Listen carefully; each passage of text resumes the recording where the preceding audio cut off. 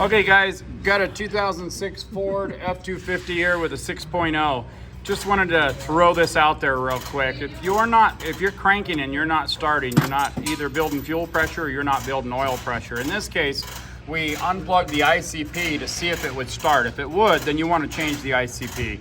If it doesn't start still, then check your IPR. But if both of those seem to be good, pull this oil standpipe out. Look at this. This O-ring right here, right there, is allowing oil to go in and right past this without building oil pressure. And without building oil pressure, the injectors are not going to open. So you'll have a long crank. You can hit her with a little ether and she starts every time, and she runs perfectly fine.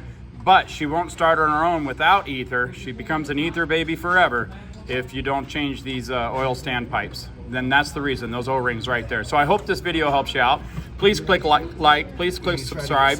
Click on my name underneath this video for all my other how-to videos. And as always, guys, enjoy.